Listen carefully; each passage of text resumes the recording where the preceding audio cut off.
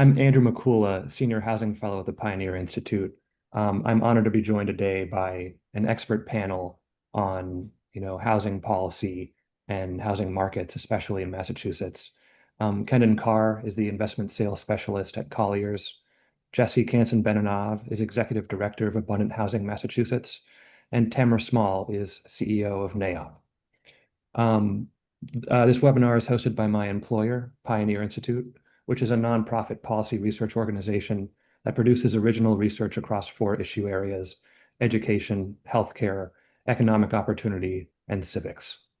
A big part of our economic opportunity division in recent years has been housing. For much of our audience, housing challenges in Massachusetts may not need much introduction, but home prices have risen by 45 or 50% statewide in the last 5 years. The median rent for a one-bedroom apartment in Greater Boston already exceeds $2,500 a month. Vacancy rates are far below what most economists agree are healthy levels. And based on price to income ratios and mortgage payment calculations, overall affordability is hovering near a 30-year low. But there's also been, again, a lot of attention on housing policy issues in Massachusetts, including from political leaders in our state in recent years. And in many ways, the goal of this webinar is to share insights on what's working, what's not, and where we go from here. So I'd like to start with what has been the jumping off point for a lot of Massachusetts housing policy conversations in the past few months. Governor Healey's Unlocking Housing Production Commission published a report in February called Building for Tomorrow that has a lot of bold recommendations for statewide reforms that could increase the pace of housing production. Tamara and Jesse, you were both on the commission. Can one of you give an overview of the commission's findings and, in your opinion, which of the commission's recommendations should be prioritized for implementation? Sure. Well, thank you so much for having me. It's a pleasure to be here and great to be with these other experts in housing. So as you mentioned, the Unlocking Housing Production Commission was created by executive order back in November of 2023. And the commissioners that were selected really represented a diverse group. We had labor represented, we had developers represented, a great number of stakeholders who were willing to dig into the details and kind of look at the tactics that need to be implemented to truly hit some of these housing production goals that we need. And of course, this was also happening at the same time the governor issued an executive order on creating a housing production plan for the first time in the Commonwealth's history. So that commission was doing its thing to figure out what's the goal that we need. And then our commission was working on really the tools and strategies. And so we spent an enormous amount of time, and I'm really not exaggerating in any way when I say that. We met many, many times per month. And the way it was divided up, our group, we had four subcommittees. One focused on economic development, incentives and workforce, another focused on regulations, codes, permitting, another was land use and zoning, and then the fourth was about state and local coordination.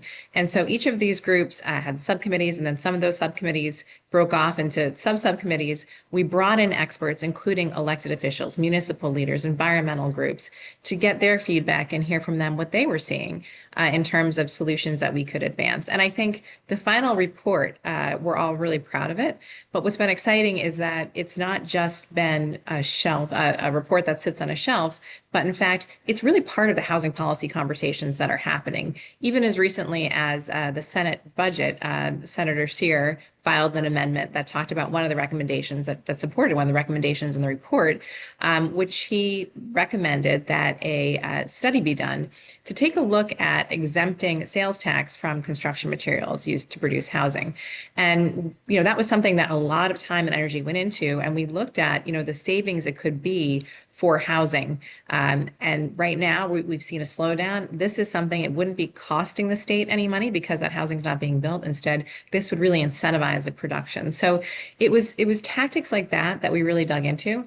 It's hard to pick a favorite. It's like picking your favorite child. But I would say, one of the things that was a common theme throughout our work was, the kind of local control and NIMBYism that has really made housing so tough to produce in Massachusetts. And one of the examples that did pop up was when it came to Title V and also wetlands regulations. And the state Department of Environmental Protection does an enormous amount of research and scientific analysis to set standards for, wetlands and Title V.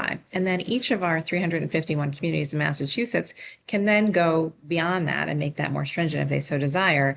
But they don't actually need to do that same in-depth research and analysis that's based in science. And unfortunately, what we've seen is oftentimes those local regulations really result in a much smaller area of land that can be developed for housing. And it really has restricted development significantly. And so one of the recommendations in the report was to say, okay, DEP has set these standards. Let's use the state standard and communities. If there is, for some reason, a very unique situation where there's a community that cannot abide by this, we can take a look at that. But really, we felt like it should be the state standard throughout. And so more of that coordination, wetlands don't vary from one community to another.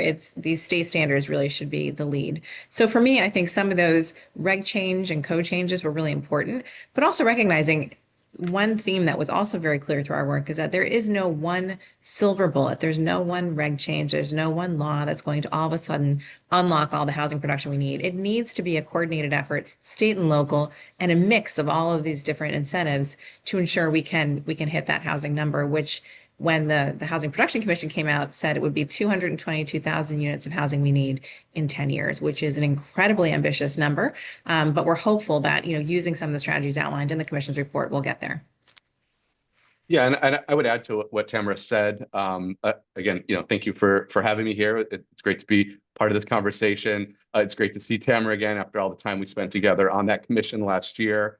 Absolutely agree with everything she said. The interplay between state law, state regulation, local control is critical. And one of the toughest areas for that, I think, is in the area of zoning. I spent a lot of time on the commission, co-chairing the land use and zoning subcommittee there. And I think it's important to note that the recommendations from the commission included certainly both things that would require legislative action, like that building material sales tax that Tamara mentioned, as well as executive action, some of which I believe the governor is even announcing today.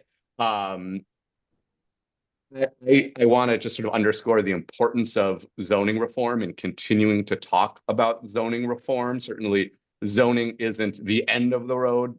Permitting restrictions, environmental and other regulations can limit even with the best of zoning intentions, but zoning is the starting point, and we included some really strong, I think, state zoning reform that move beyond MBTA communities, which I'm sure we'll talk about more today, move beyond allowing ADUs by right, both of which are really, really important and have been critical first steps when it comes to zoning reform in the Commonwealth. But we've talked about other areas on the commission. We've recommended changes to parking minimums statewide so that we can reduce some of the cost of building new housing with arbitrary parking requirements, reforming lot sizes. How do we build more affordable starter homes in Massachusetts when communities require 1, 2, or even 3 acre minimum lot sizes? All of this will require state, legislative action to reform local zoning. That will be really tough. Some of the recent conversations we've had around MBTA communities, I think, will make that difficult, but being difficult shouldn't be reason not to pursue it.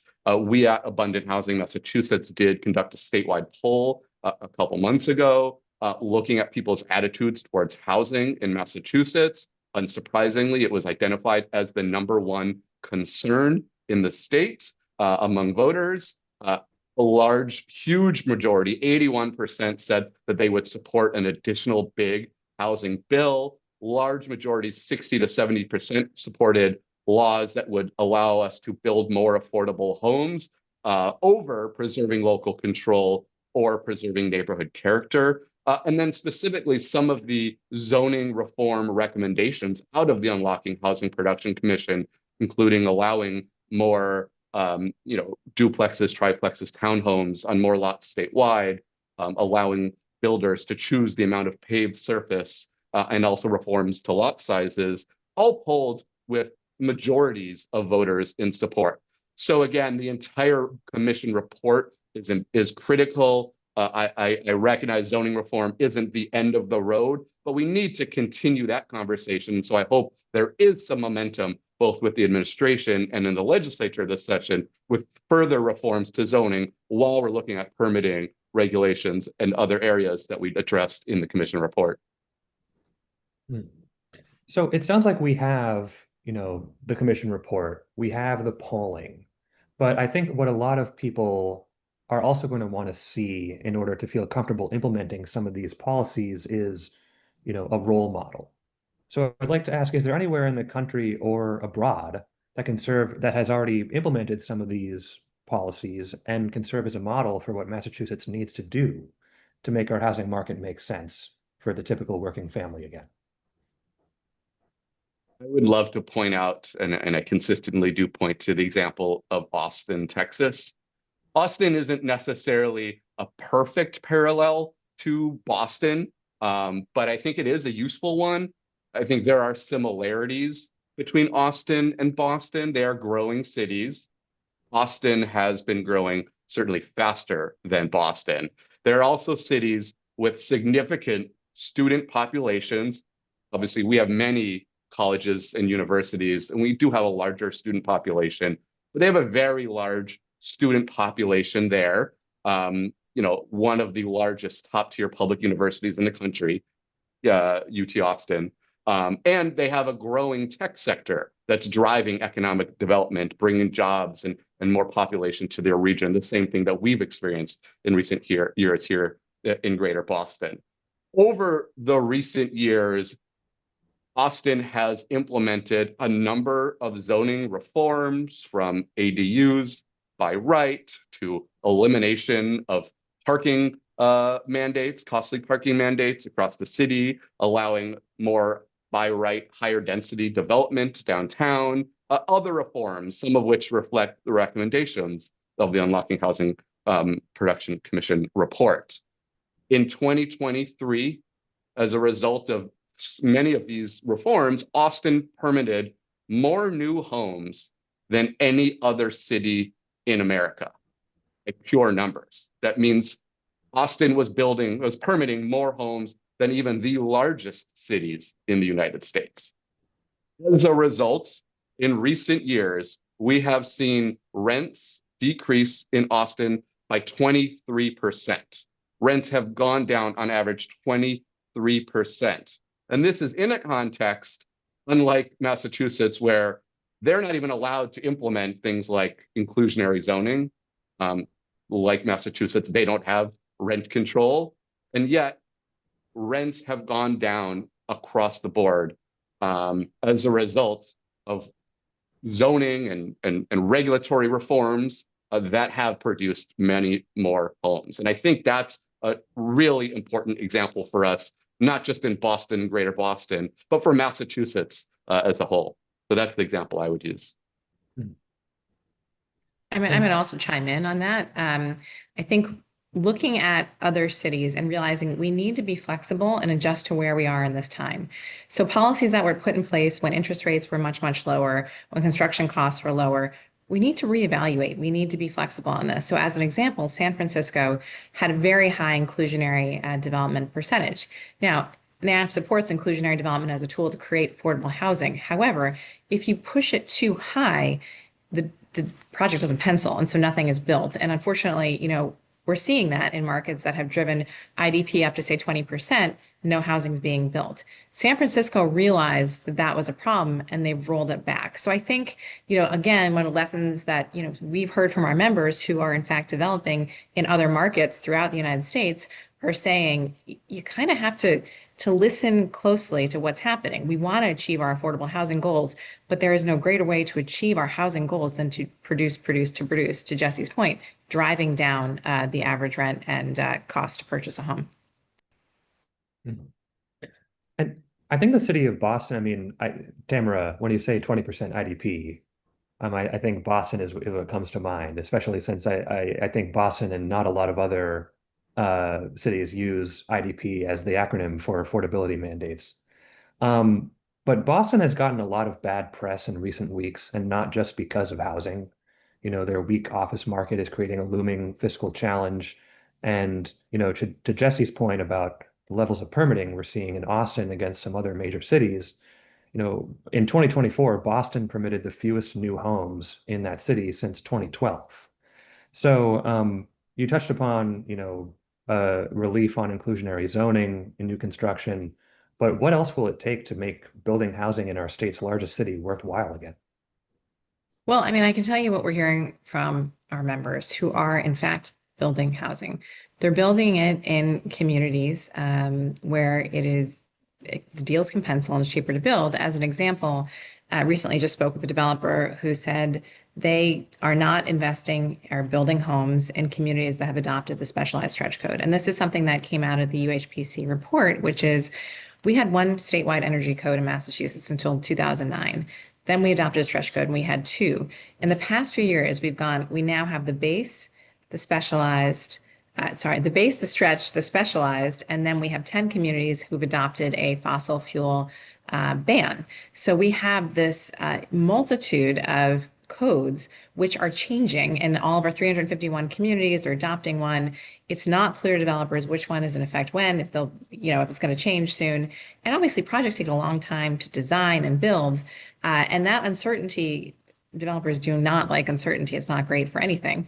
And so we're hearing now, obviously one of the recommendations in the report was to take a look at this patchwork of codes and provide more predictability, provide more certainty.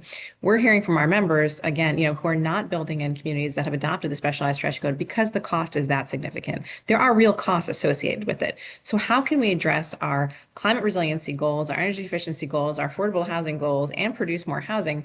It means you're going to have to make little tweaks here and there. So, is there a different way to get at these goals rather than putting in these requirements that make it impossible to build anything? And, I think we've all heard the saying 20% of zero is zero. Unfortunately, we are, seeing that in Boston. It's been a real slowdown in terms of housing. And so the affordable housing we need can't get built. And these increased costs are not just affecting market rate, they're also affecting affordable housing. I think it's important to note, like a market rate unit in Boston right now, it's about $1.2 million to build a unit of housing. For affordable homes, it's not that much cheaper because they often also have to comply with some of these regulations like the energy code requirements. So if it's defeating some of these very laudable goals, again, we need to take a look. We need to be flexible and see if there are other paths to achieving these goals in a way that won't stop housing production. Thank you. And I also want to loop in the expertise of Kendin here, because I've heard, and I think from a lot of people who are, in favor of green energy mandates, in favor of inclusionary zoning, that there's also a big kind of macroeconomic issue that's preventing those kinds of preventing development from happening, even with those sorts of mandates in place. And the country's undergone a lot of economic uncertainty in the past few months with new tariffs and recession warnings and, interest rates that are high and probably not going down. So how is this affecting the pace of market transactions that you're seeing and the confidence of investors? On a macroeconomic level, I mean, the pace of transactions has dropped considerably since last year. I think when the new administration was, after November happened and the new administration was coming in, a lot of people expected that and anticipated that, and they planned on having a lot more transactions. They expected interest rates to fall. They didn't expect the tariffs to actually happen, to be that for the tariffs to actually be implemented. So it was actually a pretty strong start to this year. The first quarter was very active, but once all these policies got put into place and interest rates have remained high, transactions have fallen pretty significantly over last year. Not to the point we were in 2023, which is very, very slow, which is historically slow, but it has fallen off. It has fallen since last year when people thought the new administration, the Trump administration, was going to lower interest rates, not really like threaten tariffs, but not actually implement them. So transactions have fallen, I'd say, to 60 to 70% of where they were last year, and not good for a broker who's paid on transactions. But it's actually beneficial for people who are currently owners. If you're already in an asset that's operating well and you're a good operator, that means your rents are very high. Like Tamara was saying, like there's not a lot of supply coming to the market because of the cost and the interest rates and it's very different in the red tape that in getting stuff built. So if you're already an existing owner, that means your rents are all-time highs. Your vacancies are at all-time lows. There's not a lot of places to move. There's no competition coming. So you're sitting pretty good if you're an owner. If you're a renter, not so great. You're paying more and you're putting more money into your housing than you would in, I don't know, your investment account or your kid's schooling or wherever else. So it is a good and bad side to it, but that's where we stand right now. And I also think, I mean, you touched on the hard construction cost, and that's another big macroeconomic factor that's just ballooned in price in the last 5 years or so, labor and materials and utilities, which haven't gone down even as inflation has subsided. And so any insights on how the industry is adapting to this new reality, or what would it They're not building. They're not building anything. Like if you look like 10 years ago, it seemed like there was a crane on every corner in the entire state. Even though there really wasn't, if you compare it to relatively to other cities like Boston or Miami or it's a place in Arizona, Sunbelt basically. But it seemed like there was a crane on every corner, and all those cranes are gone. Like it's literally just people are not building. And they're redlining, like Tamara was saying, they're redlining some towns that have IDPs or other policies. Like I know people who won't invest or build in Somerville. They have a 20% IDP. I know a lot of people were in Lynn and Everett, and they're considering not building there anymore because they just introduced IDPs. Boston has been redlined by a lot of companies for a decade because of their IDP policies. So it is impacting the state's competitive just how competitive the state is, because it's getting to the point where cost of living is so high that people can't recruit talent to come here. So just build is all I can say. Like by any means necessary, I say. I have some ideas about that, but I might get in trouble if I talk about it. Well, I want to add in, if it's okay, I'm sure we want to move on to some other topics, but just in terms of this comparison with other cities, and I think to drive home some of the comments I made around zoning, I think, I talked about Austin, but actually I think there's an interesting local example for Boston to look at right across the river to Cambridge. And I'm not even talking about the recent citywide upzoning allowing up to 6-story buildings across the city, but I think that is monumental. But actually what I wanted to talk about there was the affordable housing zoning overlay. So if our goal is to create more affordable homes in a city like Boston, and we think that IDP or inclusionary zoning, as it's generally called everywhere else, is the way to do it. Cambridge, like Boston, Cambridge also has a 20% inclusionary zoning, and very little has actually been built since that was implemented in 2017. Very few, almost nothing, and certainly very few affordable units, affordable homes have been built under IDP, or rather inclusionary zoning in Cambridge, because the larger projects are not being built. On the flip side, Cambridge does have, I think last I saw was around 500 affordable homes, either subsidized or below market rent homes in the pipeline. It may even be larger now. And that's because in the city of Cambridge, if you're building a 100% affordable housing development, you can do it as of right. You can have higher density than market rate development. And the local CDCs, the Cambridge Housing Authority, and some market rate developers, or rather for-profit developers that build affordable housing, have all been able to benefit from that. So allowing zoning to produce more affordable, purpose-built affordable homes has actually had more of an impact in creating a pipeline of affordable homes in Cambridge than the 20% inclusionary zoning, which has been virtually nothing since 2017. Right. I'll also say that there are a lot of communities statewide that are, typologically very different from Boston and Cambridge. So I want to be mindful of that and ask in particular about starter homes, right? We've seen in the last 5 or 10 years or so, millennials moving to the suburbs at levels that seemed unconscionable in 2010. But, they're in their prime home buying years now, but starter homes for small families and first-time buyers are incredibly scarce in Massachusetts.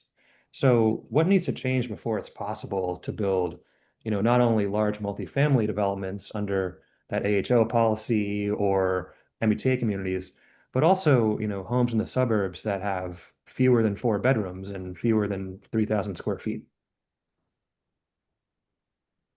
I don't think there's a difference. Like, it's the same policies whether you're building a 300 unit building or a single family. I think the same policies and I mean, there are different policies for different neighborhoods, but I mean, you still need cheaper materials costs, still need the streamlined zoning and the process to get things built. Like, it's whether it's a 1 unit building or 300 unit building, it's the same to me. I don't know, you guys might have a different opinion, but I think it's the same things. Yeah, I think specifically for getting more affordable starter homes, we really do need to deal with minimum lot sizes in Massachusetts, which I mentioned at the beginning, right? When you require, an acre or 2 or up to 3, which I think is the largest minimum lot size we have in municipalities in Massachusetts.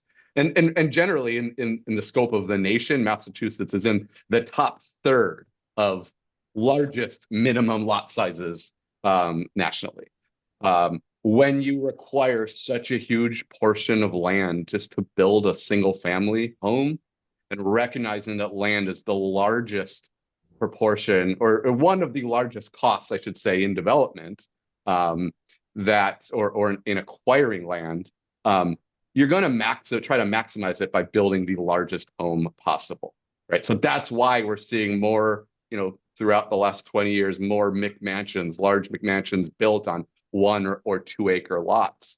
If we said you municipalities can't require more than half an acre or 5,000 square feet for building a home on, you would have much more reasonably sized single family homes that are reasonably priced, much more accessible for younger families trying to enter the market.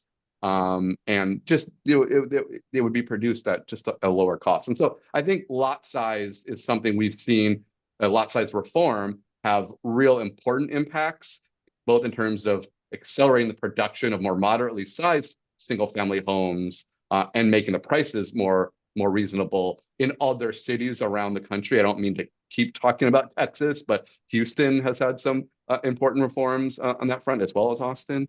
But other cities around the country have done it, and I think, or other states around the country have done it, and I think that's the example that we need to look to.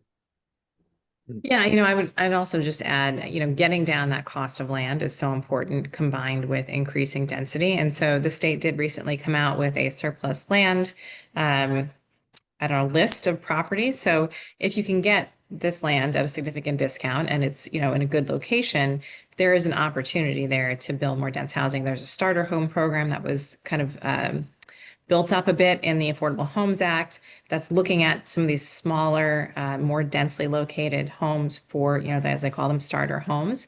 And I think we really need to think about housing for people at all phases of their life. So while ADUs are not going to solve the housing crisis alone, if you have an older person who's living in a giant house, perhaps they want to downsize to an ADU and then have that big home available for a family at a reduced cost. So, the ripple effect of all of these policies, it needs to be not just one thing, but a combination of all of these changes, all of these policies working together. And then at all times before, signing on the dotted line when a law that sounds like a great law is passed, we need to think about perhaps what some of the unintended consequences could be. And I think, I hate to go back to that UHPC report, but it was really good, so I'm going to. There was one aspect in there that looked at the MEPA process, which is the Massachusetts Environmental Policy Act. And one of the climate laws passed in recent years required that if you were building in an EJ community, either 1 mile or 5 mile of an EJ community, depending on the air impacts of the project, you would have to do an environmental impact report. The cost and time to do an environmental impact report are significant. It can be up to an additional year delay, up to $1 million. And we had been hearing time and time again from developers who said, we really want to build we want to build housing in EJ communities. There is a need for housing. There's a need for both market rate and affordable housing. However, the EIR requirement is so significant, it doesn't really make sense for us to do it. So we're not even going to think about building in those communities. And there's a significant amount of communities that would be affected by this. And so one of the recommendations was, if you're building in these communities, and the only trigger from going from the ENF, which is the environmental notification form, to the EIR, and you're going through the MEPA process, is just because of your proximity to an EJ community. Let's think about this differently. Let's make sure we're engaging the EJ population, making sure they're part of the review process, as they should be. But if the EIR is not adding any environmental benefit, it's just adding cost and time, maybe this isn't the right approach. And so policies that seem like they're going to benefit an EJ population are actually harming an EJ population. That's like, what San Francisco did. We've got to go back, take a look, and mix it up, change things, and respond to where we're at right now, which is a desperate need to produce more housing.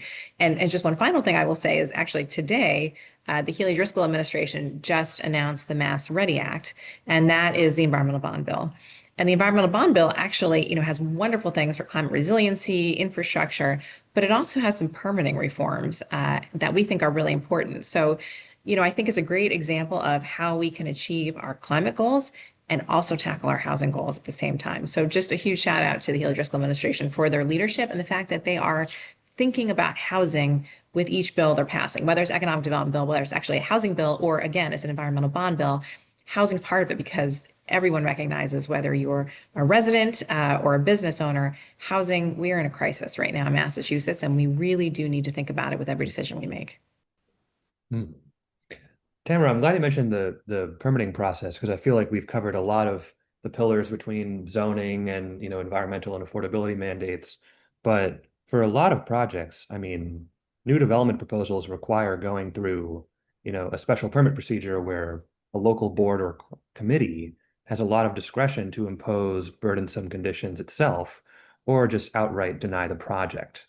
So how do we reform policy to limit the amount of risk and uncertainty associated with those processes? Yeah, it's something that we hear about all the time, and it can be endless. I will say, in the Mass Leads Act that was signed in November, there were some pretty significant reforms that were put into that bill, specifically around the special permit process and site plan approval. What we had been hearing was these projects that went through the approval process and got everything they needed, those projects were not protected from zoning changes. And so for the life of the permit, basically. So what they were then having to do is to go back to square one and rethink that project in light of these zoning changes. So we were very pleased to see that when this bill was signed into law in November, what it did was it ensured that site plan approval or special permit could be protected for the life of the permit, rather than a short amount of time. And so little things like that actually have a pretty significant impact. In addition, we're always encouraging local boards and commissions to have mandatory training. These are volunteer roles, and it's a lot of work and a lot of hours, but oftentimes we see people in, conservation commissions who truly do not understand the development process at all. So just making sure they're getting basic training, just like you have to do driver's ed before you drive a car, you should have to get some training before you are making or breaking, a significant development project from happening. So, there's a long list of reforms, and, we're optimistic that we're going to keep our foot on the gas with some of the things that were outlined in the commission's report. But, whether it's appeals reform, whether it's special permit and site plan approval, there's a site plan approval legislation Jesse and I know we're supportive of. There are a number of bills up at the State House now that would make some of these changes. And just because we had, the Affordable Homes Act, in no means should that, the legislature should not stop talking about housing. They need to do another housing bill. They need to continue to make these changes because, again, as I've said before, we're in a crisis. Well, thank you again. I think kind of downstream of a lot of the permitting considerations you're touching on, Tamara, is even if the board or commission approves the project, neighbors can sue to block housing developments and tie these projects up in court for years. And there have been some reforms in that vein in the Affordable Homes Act, including allowing judges upon their discretion to impose bond requirements on people who are bringing the lawsuits. But, are there opportunities to go further to make it so that the court cases are expedited or that there are fewer of them? Yeah, this is a huge issue for us, and we've been talking about appeals reform. I know we were involved in a bill back in 2006 that talked a bit of appeals reform. So it's something we are very, very much focused on. In 2021, there was an economic development bill that required, or allowed a judge to impose a bond if you're filing an appeal. The language needed to be strengthened a little bit. And so in law that was signed last year, we saw that that bond could go from $50,000 up to $250,000. So frankly, we had seen $50,000 wasn't that much of an impediment if you had a few wealthy people who wanted to stop a project. So bumping that up to $250,000 and really taking a look at, was this an appeal that was truly designed to just stop the project, or did it have merit? And the language in the bill, really, in the law that was signed, really did tackle that. So, that's something we were very happy to see signed into law last year, and we're working closely with our members to see how it's being implemented, because, sometimes as these things are signed into law, then it's all about implementation at that point. I think there are always opportunities to do more. The permit session of land court was created back in 2006, and it allows judges with kind of the expertise to hear cases affecting development. However, we've seen that the number of cases that are being allowed into the permit session has really, really become very, very low. And so there's actually a bill filed by Representative Hannah Kane that's up at the State House now that would ensure the permit session works as it was meant to do, which was to have these projects that are getting appealed, they're stuck in the system, have them go through the permit session with expert judges who truly understand the issues and get those things moving. Otherwise, it can just be, we often see projects just die because time is money in development. And if you wait and wait and wait, eventually, you just can't wait any longer and the project doesn't happen. Yeah, just to tie into that, I actually have a project in Dorchester for it's like 90 units. We put it in contract in 2020, and it still hasn't closed because it took so long to get through permitting. Yeah, so it's been almost 5 years, and it's just it's infuriating on all sides because it's a completely different market in 2020 than it is in 2025. So like whether it could even close when interest rates were 3.5% in 2020, and now they're 7.5% or 6 or 7 or 8 or whatever it is, more than doubled. And so the market's completely changed. Construction costs have completely changed. So streamlining the permitting process is hugely important, and having people in the office, in the whatever development offices in your town, whatever it's called, is extremely important. Having them staff people who know what they're doing and have training, and it's super important to reform that process. Thank you. So we're coming to close to the end of the kind of general panelist conversation before we start taking questions and answers from the audience here. But I thought I should mention the kind of one, constant source of headlines in Massachusetts housing policy, the MBTA Communities Law. Several dozen communities have a compliance deadline coming up on July 14th under the MBTA Communities Law, which requires about half of the communities in the state to create at least one zoning district where multifamily housing is allowed by right. Resistance to the law remains, even though most communities have already complied. I'm curious on two fronts. What lessons about zoning reform, and especially state-led zoning reform, have we learned from the MBTA Communities Act? And also, how has that contributed to or not contributed enough to opening new markets for housing among, apartment developers? Yeah, Okay, I'm happy. Go first real quick. Yeah. kind of super passionate about this because it doesn't make sense to me because it's I don't I know everybody here is like policy people and I'm like in the trenches. I'm like an action guy, so it's like very difficult for me to be on these calls because everything you guys are saying is like just theoretical to me. But when I'm in like an Excel spreadsheet trying to make these projects work, like everything seems good that you're saying, but none of it actually works. Like there's only like 8 communities that you can actually build in at any scale in Massachusetts because rents have to be over $3 a foot in a community for to even have a shot at penciling. So the MBTA Communities Act, while in theory, it's amazing that you guys got this, that it got passed, but it's been 4 years and there's not one unit that's been built because of the MBTA Communities Act. Like, so there's recommendations, there's zoning, there's guidelines, there's standards, there's conversation, but there's no units being built.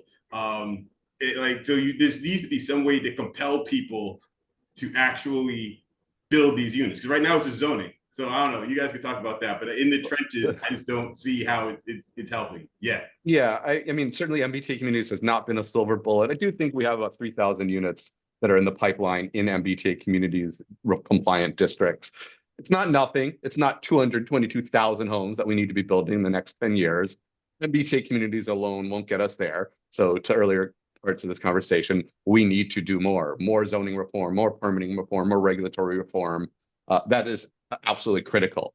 But it is meaningful that 130 or so communities, most of which have never had a by right multifamily district, have engaged in these conversations and adopted by right multifamily zoning districts. Now, I think there is a challenge, certainly in terms of the communities that have adopted paper compliance, where the districts may not actually be effective. Maybe it's placed on top of limited existing multifamily housing that's already in that community or other undevelopable sites. Some of that we need to probably look at, as an industry moving forward.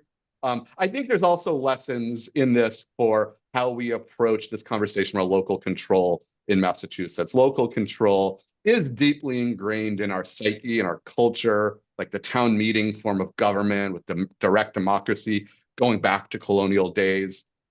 So I think as a result of that, we crafted, the royal we crafted the MBTA Communities Act in a way that, yes, it is a state mandate, and that's been confirmed by the courts now multiple times. It is a state mandate that towns need to comply with, but in order to comply with it, they have to go through the same affirmative zoning approval process that any zoning change in the state has to go through, which in the case of towns requires a vote of town meeting, which has been where some of the most difficulty has come from in the adoption of MBTA communities compliant districts. This is different than the way that many other states, whether other blue states like California, red states like Texas and Montana, and even purple states in the middle have approached state level zoning reform, which takes much more of a preemptive approach. Maybe saying you have a deadline to comply with this, but if you don't comply by this deadline, you are automatically in compliance. Any non-compliant zoning is not enforceable and the state law rules. And so that is sort of what we did actually with the ADU component of the Affordable Homes Act last session. And I think that's going to be a much more effective model for getting really meaningful districts zoning reform adopted that will lead to units being produced. So I think we got a little bit thrown off by our sort of deep cultural association with like local control in Massachusetts. But hopefully, as we see the sky isn't falling because the state has preempted local zoning largely on ADUs, we'll be able to do that in other ways moving forward. Yeah, I mean, I guess I would push back because I do think that the areas we are seeing any type of development happening, frankly, are MBTA communities and multifamily housing. So that is where it's happening. There are several thousand units of housing being produced. I know, Lexington was first up and those units are underway. By no means is this perfect. But I think it's also been an important exercise for towns to think about zoning and housing production in a way maybe they haven't before. And while, there have been some communities that have really pushed back, to Jesse's point, the overwhelming majority have complied. I mean, overwhelming majority are doing it. I sometimes worry that some of those communities could say, okay, we did our part. This is the only place where housing can belong. And we need to think, bigger picture to make sure we have all the different types of housing we need. I think it was an important tool for communities to have as they, really think through where housing can be in their communities, getting people around a table, thinking creatively in a way they hadn't before. And, there were some communities that really brought in, it was great to watch people of all different ages, single folks to elderly folks and everybody in between who were talking about what they want for the future of their community. And that's something we really just need to see more of. So while not perfect, I think it's a very important tool that we are seeing some development happening in there. I don't know, like 3,000 units in the pipeline. We are already behind. If you want to hit 220,000 units in 10 years, and it was the build was, what was that? April, March, February, he said. So it's been 4 months. That means we're already 7,000 units behind in that production goal. It's been 4 months, already 7,000 units behind. That's completed. We need to be completing 7,000 units. We're behind. And then 3,000 units is like nothing. That's 1.5% of that 220,000 goal. Like it's so small. Like people don't understand how many units, 220,000 units. Every housing unit in Boston is 300,000 units. That's every apartment, condo, and single family house, triple decker. Right? It's 300,000. That is 75% of the town of Boston in 10 years, which took possibly established in what, 16 something? It's 400 years. We built 300,000 units, and you want to do 220,000 in Massachusetts, granted, but like we want to build 75% of the town of Boston in 10 years. When we have no history of doing anything like that. Like that's like beyond the moonshot. That's a Mars shot, in my opinion. I just think it's a wild goal, and I hope if we can achieve it, man, I will give you guys 10 years, whatever you guys want. It would be amazing. Well, I mean, it wasn't Jesse and I who set that goal. It was actually a whole set of researchers who conducted a year's worth of work on that. That was not our commission who came up with that number. And yes, I do think it's aggressive, but don't you need a Mars shot or a moon shot, whatever you want to call it, for this right now? Agreed, but then you need to be more somehow. I don't know how much you got to be more aggressive in building the housing, like and faster. Like I said, MBTA Communities Act. I think it wasn't adopted in 2021, but I think that's when the process started with the governor, and so it's been 4 years, and there hasn't been one unit built. So, and meanwhile, the competitive advantage Massachusetts has is going away. So it's got to be faster and more aggressive. Right, which I think is exactly why we're having the conversation about everything else that needs to be done, and which is why Tamara and I spent the last year on this commission report that has, I think, what do we have, 50 different recommendations in that report dealing with zoning and land use, building codes and regulations, economic development, and coordination and planning, and probably even if all 50 of those were adopted, there would still be more. There were recommendations in that report dealing with 40B that weren't even formal recommendations that we said we should probably, if we adopt all of these recommendations and we're still not moving the needle, there's other reforms that need to be happened. Taking out the market rate units from the 40B calculation for rental developments, for instance, we didn't formally recommend, but said we need to keep it in mind in case these 50 that we are recommending don't do it. So certainly agree, Kendin, MBTA communities alone is not the silver bullet. And that's why we're spending so much time having these conversations, up on Beacon Hill. There's a hearing tomorrow on, I think, 30 different housing production focused bills that are before the legislature. I think challenges that we need to move the legislature, and our legislature is somewhat averse at times of doing really big things. So we need folks who see that it's not been enough yet and see some of the shortcomings of what we have done to go up to the Hill and tell the legislators and tell the governor that more needs to happen. And I think we can get there. But MBTA communities is just a first step. It's not going to solve it. I think these 3,000 units in the pipeline, it is not 222,000 at the pace that it is. It won't get us there. But those are 3,000 units that otherwise would not be in the pipeline right now.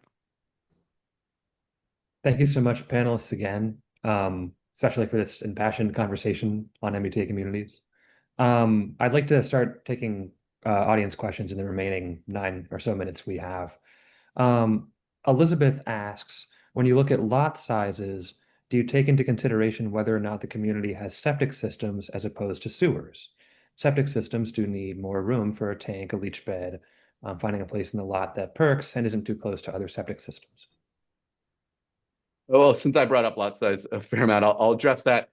Certainly, yes, the vast majority of residential zoned land in Massachusetts is not connected to sewer. And so it is something we need to consider. I don't think that, as we're talking about smaller lot sizes and smaller single family homes, you don't need even an acre lot size for a septic system. I'm not a septic engineer, wastewater engineer, so I can't speak to that exactly, but it's about right sizing the lot sizes and not you're not making them excessive. You don't need an acre or 2 acre or 3 acres for a septic system for a single family home. And I'll add on that, this is something that we hear all the time from developers, that the added costs associated with this are significant. And so, one of the recommendations that we continue to push for is, having some type of subsidized private water and wastewater system. So, perhaps as a state funding mechanism, that would be a grant to fund private on-site wastewater systems, or for allowing developers to fund sewer extensions.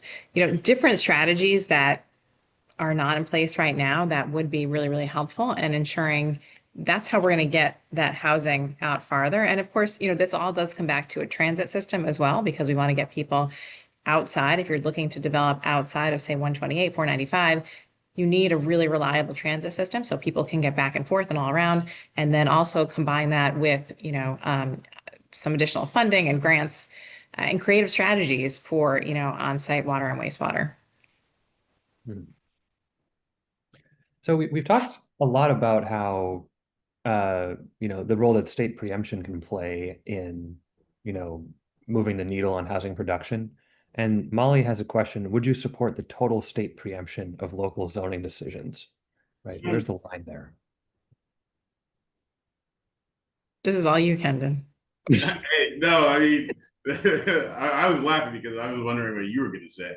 I mean, I don't know. I'm not a policy wonk, so I actually don't even know how that would impact everything. That's like, that'd be a large mountain to move, I guess.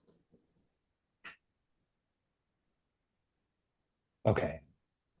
Maybe we'll leave that one there. Yeah, I knew you guys were going to answer that one. And another question for you. You said only 8 communities in Massachusetts kind of can make MBTA communities projects kind of pencil out. So in your opinion, what would move the needle so that projects would work in more places? Part of it is it's construction. It's the stuff we've been talking about. It's construction costs. It's in other places. Interesting. Rents would have to go up, or construction. So I mean, it's just math. It's all just a math problem in an Excel spreadsheet. Like the rents either have to go up, or the costs have to go down. And can't really like get the rents to go up that fast if nobody wants to live there. But you can make the costs come down, and through some of these policies that Jesse and Tamara are talking about, shortening the time it takes to get things permitted. You're talking about no tax on construction. That's a new thing I learned about today that you guys are talking about. That would help. That's a few percentage points off construction costs, and all these policies over time, they might be able to help getting things built in communities right now that aren't worth it for developers to build in right now. And also, thank you, to wrap up the MBTA communities discussion, an anonymous attendee says, what do you see as the difference between this administration's commitment to housing versus past administrations? Do you feel the Healy-Driscoll administration's commitment is stronger? And the attendee points out the MBTA Communities Act was signed by Governor Baker. Yeah, it's a good point. I think Governor Baker did sign the MBTA Communities Act, and when the Healy-Driscoll administration came in, they recognized the housing crisis that existed when they came into office. The significant shortage of housing units that had not been produced for quite some time. And so, I mean, I will honestly say I've never seen an administration so laser focused at solving the housing crisis in everything they do. Again, whether it's, legislation, regulatory changes, really working with communities at the local level to make sure they understand, some of the myths that exist around more housing and school impacts. I mean, they've been proven wrong repeatedly. And so I think by far, this administration has done more than any other governor I've certainly ever worked with when it comes to just continually putting out new policies and changes that are designed to increase housing production. Hard stop. I don't know if you guys have thoughts on this, but I feel very strongly about that. Yeah, I agree. I agree with Tamara. I have been impressed by this administration's commitment to implementing a law that wasn't even passed under their watch and was, signed by a predecessor of a different party. I think what's also important is that MBTA Communities was a bipartisan, right, signed by a Republican governor, passed by an overwhelmingly Democratic legislature, and continued to be implemented. So, looking at some of the questions further down, I think, it is important to recognize that there was a lot that went into getting this law passed. It's about, sharing the responsibility for housing our population more affordably now and into the future across the entire, central eastern Massachusetts region. And I'm grateful for the commitment that the Healy Driscoll administration has made to it. I think that Lieutenant Governor Driscoll in particular has been really critical given her experience, for 16 years, I believe, as the mayor of Salem, dealing with a growing population, a gateway city, with rising housing affordability challenges, and just confronting time and time again the challenges adopting pro housing zoning reforms in her city. So I'm diverting a little bit from the question, but absolutely I give a lot of credit to this administration. And the other part I'd say is, because the LG was a mayor, this administration recognizes the importance of involving local elected officials in those conversations. It's not just, telling them what they have to do. It's really making sure they're at the table. And again, through the Unlocking Housing Production Commission, but also through all the other regulatory procedures that have been put in place, there are always local officials who are giving examples of, here's a project in my community I, as a mayor, and many of my constituents really wanted that wasn't able to advance. This is how I think we could do more that would benefit our community. We want to make sure there is housing for everyone in our community. I'm committed to it as a local official, and the administration makes sure, they're at the table and listening to their concerns and advancing housing. So yeah, just very impressed. Thank you. I'd like to take another question on local control, actually. Sarah says, this panel seems very one-sided. I suggest including local interests in the future. The MBTA Communities Act is arbitrarily forcing more density on the neighborhoods within a town that already have the highest density rates. People who have invested heavily to live in towns don't want forced urbanization and high density. Do any of the panelists appreciate this view? I mean, I don't want to be harsh, but do you want your town to die? Like, because there's nowhere to live. Like, people, like we were talking about starter homes earlier. Like, if there's no starter home, that means there's no families moving into your town. That means that when the boomers get older and pass along, there's nobody to replace them. There's nobody to work in your libraries. There's no firemen, there's no policemen, there's no teachers. And I know it sounds harsh, but if Massachusetts, cities and towns in Massachusetts keep moving forward in this direction, that's exactly what can happen. And that's what happened to Detroit. So, I mean, that's not anywhere near the immediate future, but over a 20-25 year period, that is possible. We have an extreme shortage of homes in Massachusetts, and it's putting our future, our economic vibrancy, our relatively low tax rates, at risk. And it's, young people are leaving the state at record numbers. And it's because they simply cannot afford to live here. We have hundreds of thousands of young people who come to Massachusetts to be educated, and then they flee because it's not worth the cost of staying here. We have elders who are living in way oversized single-family homes that were great for them to raise a family in, but as they lose mobility, have other needs in life, it's not the right place for them, but they can't move even within their own community because there is not places to downsize.